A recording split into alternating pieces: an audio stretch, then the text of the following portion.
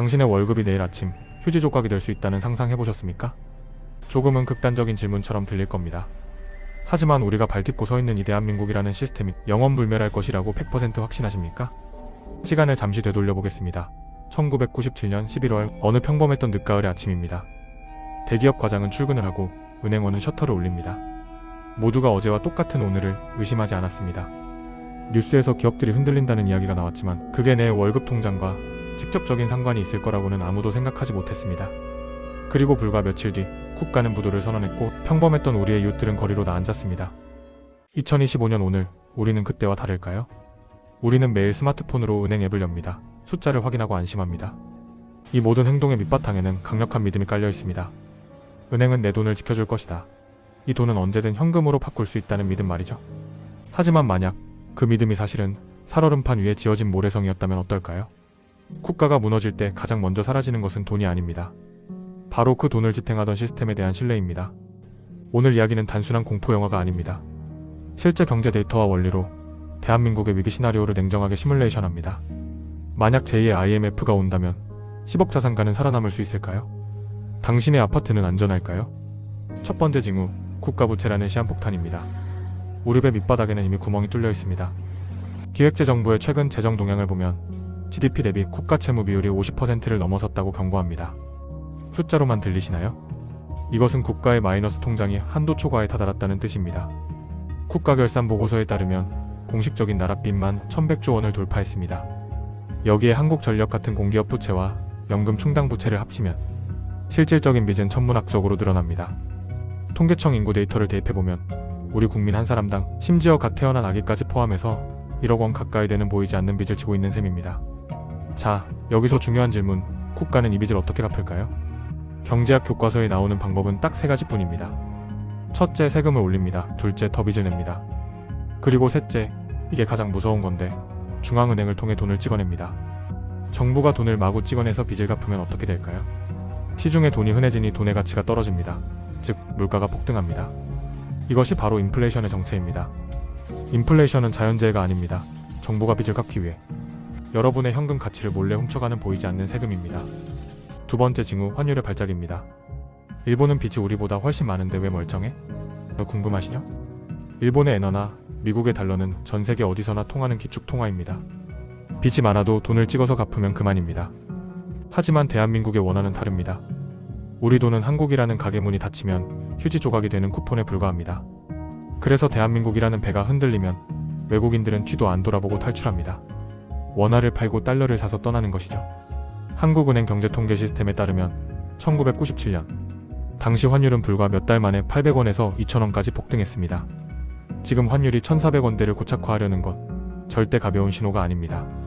세 번째, 가장 치명적인 뇌관, 가계부채와 뱅크런입니다. 대한민국은 지금 빚 위에 지어진 거대한 모래성입니다. 국제금융협회 세계부채 보고서에 따르면 한국의 GDP 대비 가계부채 비율은 세계 1위 수준입니다. 수많은 사람들이 영끌에서 아파트를 샀습니다. 그런데 금리가 오르고 집값이 떨어지면 어떻게 될까요? 집은 경매로 넘어가고 은행은 돈을 떼게 됩니다. 자, 이제 상상해 보십시오. 어느 날 아침 뉴스 속보가 뜹니다. 땡땡은행 부실 우려로 지급 정지 검토. 사람들은 패닉에 빠져 은행으로 달려갑니다.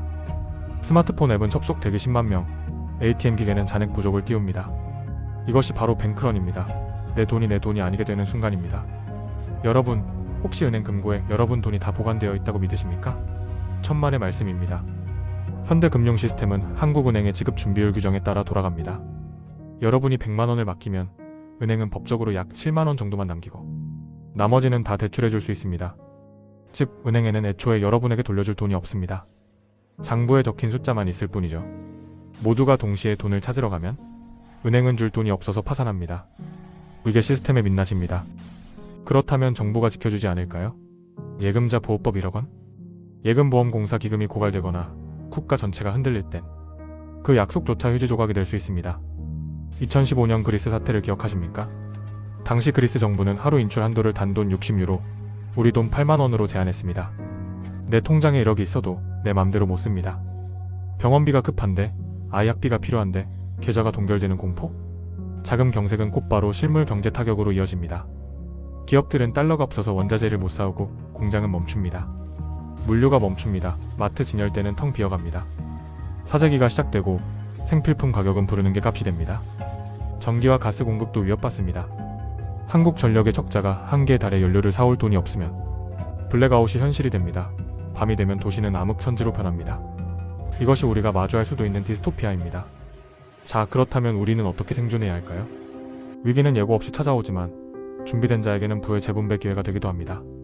3가지 생존 방주를 준비하십시오. 첫 번째 방주, 화폐의 분산입니다.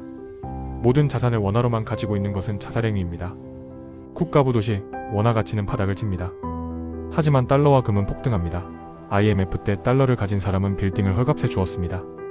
지금 당장 자산의 20%라도 달러 예금, 미국 주식, 실물금으로 바꿔두십시오. 그것이 당신의 구명조끼가 될 것입니다. 두 번째 방주, 현금 흐름의 확보입니다. 자산 가치가 폭락해도 매달 들어오는 현금이 있다면 버틸 수 있습니다. 부동산은 위기 때 팔리지 않는 동결 자산입니다. 하지만 배당주, 달러 채권, 그리고 내 기술로 버는 소득은 위기 때 빛을 발합니다. 내가 회사에서 잘려도 당장 100만 원이라도 벌 수 있는 생존 기술을 익혀두십시오. 조직을 떠나서도 야생에서 살아남을 힘입니다. 세 번째 방주, 실물 자산의 비축입니다. 하이퍼 인플레이션이 오면 돈은 종이가 됩니다. 이때는 물건이 왕입니다. 최소 1개월에서 3개월치 생활비는 5만 원권 현찰로 집에 보관하십시오. 은행 전산망이 마비됐을 때 우리 가족을 지킬 유일한 무기입니다. 여러분, 설마 그런 일이 일어나겠어? 라고 방심하지 마십시오. 역사는 항상 반복됩니다.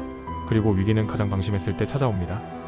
1997년에도 2008년에도 우리는 한국 경제는 펀더멘탈이 튼튼하다는 정부의 말을 믿었습니다. 그 결과는 참혹했습니다. 저는 여러분께 공포를 팔려는 게 아닙니다. 냉철한 대비를 제안하는 것입니다. 비가 오기 전에 우산을 준비하는 것은 겁쟁이가 아니라 현명한 사람입니다. 국가가 나를 지켜주지 못할 때 내 가족을 지키는 건 오직 나의 준비된 자산과 지식뿐입니다. 지금이라도 늦지 않았습니다. 환율을 주시하고 부채를 점검하고 달러를 모으십시오. 위기의 파도에 휩쓸려 떠내려갈 것인가? 아니면 방주를 타고 새로운 기회의 땅으로 갈 것인가? 선택은 여러분의 몫입니다. 부디 현명한 선택으로 소중한 자산을 지키시길 바랍니다. 오늘 영상이 도움이 되셨다면 구독과 알림 설정 부탁드립니다. 여러분의 생존을 위한 가장 빠른 정보가 될 것입니다. 이상, 냉철한 시각으로 부의 흐름을 읽는 돈의 속사정이었습니다. 감사합니다.